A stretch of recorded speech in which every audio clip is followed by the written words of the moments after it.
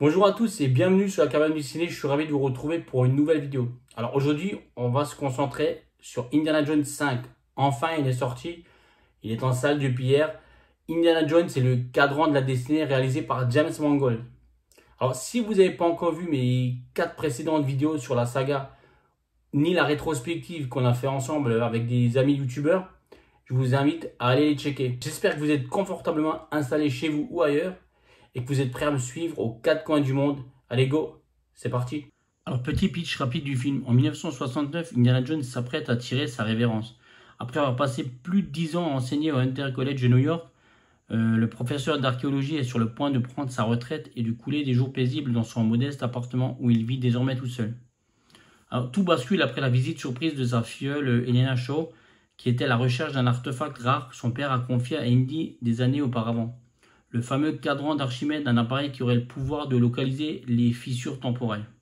Alors, après l'Égypte et son arche d'alliance, l'Inde et son temple maudit, Pietra et son Saint Graal, les temples aztèques et son fameux crâne de cristal sculpté par des extraterrestres, place au cadran de la destinée le fameux cadran d'Archimède, un appareil qui aurait le pouvoir donc de localiser les fissures temporelles. Alors pour être clair de suite, bien sûr que ce cinquième opus n'arrive pas au niveau de la première trilogie, forcément, mais ça personne ne s'y attendait. C'est pas ce qu'on demandait à ce film. Et de toute manière, aujourd'hui en 2023, on ne peut plus recréer cette magie des années 80 puisqu'on fait les films autrement. Mais je dois dire que pour moi, ce cinquième opus est meilleur que le quatrième. Alors tout simplement pour une chose. On ressent beaucoup plus le côté aventure à l'ancienne et il y a beaucoup plus d'énergie et d'envie dans ce film que dans le quatrième opus sorti en 2008. Si vous voulez savoir comment est née cette mythique saga, n'hésitez pas à aller checker mes vidéos sur les précédents opus où j'en parle longuement. Je mettrai les liens en description de cette vidéo. Alors il faut noter que c'est l'excellent réalisateur James Mangold qui remplace pour la première fois Steven Spielberg aux commandes des aventures du célèbre archéologue. Alors honnêtement, j'ai rien à dire concernant la réalisation, elle est très propre, c'est maîtrisé, on sent l'envie de James Mangold, mais franchement, je retrouve pas vraiment sa patte. On ne retrouve pas non plus le grain de folie d'un Spielberg dans les années 80. Concernant le scénario, je trouve que l'histoire est vraiment très correcte et que toutes les facettes sont cohérentes les unes avec les autres. Je trouve ça assez fluide et on peut vraiment dire que les histoires de nazis collent parfaitement à l'esprit d'Indiana Jones. On l'a vu sur le premier opus, on l'a vu dans le troisième et là on le revoit. Ce sont vraiment des antagonistes qui collent vraiment à cette saga. Parlons un peu du casting. Donc Harrison Ford revient bien sûr dans le rôle iconique d'Indiana Jones pour la 5e fois.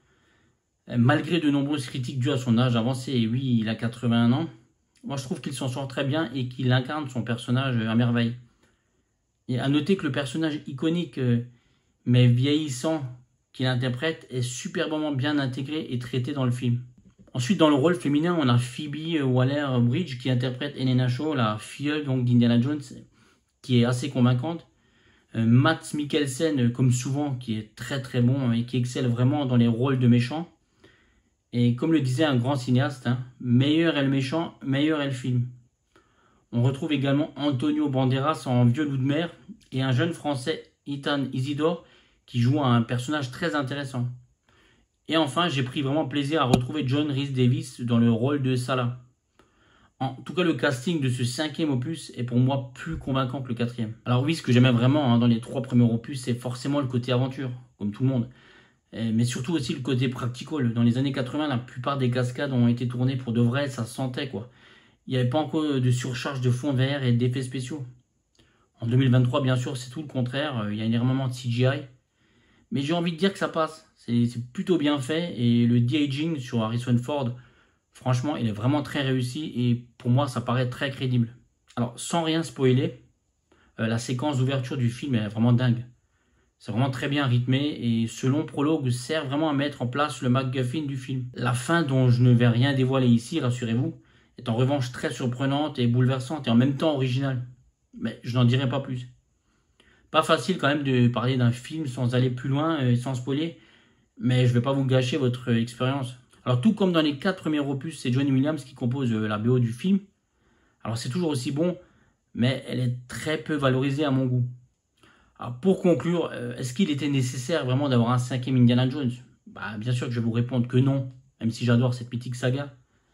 Mais la liste des suites créées depuis plusieurs années est maintenant tellement longue que je ne vais pas vous faire toute la liste. Mais j'ai envie de dire que Indiana Jones et le Cadran de la Destinée est un film d'aventure comme on n'en fait plus de nos jours. Alors oui, certes, on va le comparer aux autres, c'est normal, et dire que c'est moins bien, je comprends aussi, puisque je le dis moi-même. Mais si des jeunes générations découvrent ce film en n'ayant jamais vu les 4 premiers opus, je pense qu'ils seront satisfaits. Et pour moi, le film n'est pas tombé vraiment dans le piège méga lourd du fanservice.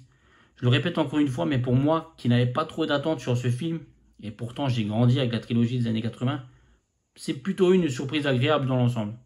Voilà ce que j'avais à vous dire sur Indiana Jones et le Cadran de la Destinée. Maintenant, dites-moi vous dans les commentaires ce que vous avez pensé de ce film. Est-ce que vous êtes plutôt déçu? Est-ce que vous avez plutôt apprécié? Ou comme moi, un peu entre les deux, je ne sais pas. Hein, quelles étaient vos attentes? J'ai hâte en tout cas d'échanger avec vous et de connaître votre point de vue. Merci à vous d'avoir regardé cette vidéo jusqu'au bout. Et pensez à vous abonner, à liker, à partager. Et je dois juste rajouter que moi j'ai pris énormément de plaisir à parler de toute cette mythique saga que j'aime énormément. Voilà, on est arrivé au bout des 5 opus et de la rétrospective complète. Je vous remercie tous d'avoir regardé toutes ces vidéos et de tous vos commentaires et de tous ces échanges. Ça fait vraiment énormément plaisir. À bientôt pour une prochaine vidéo sur la Caverne du Ciné. Allez, bye. Mais ça, je l'ai cherché toute ma vie.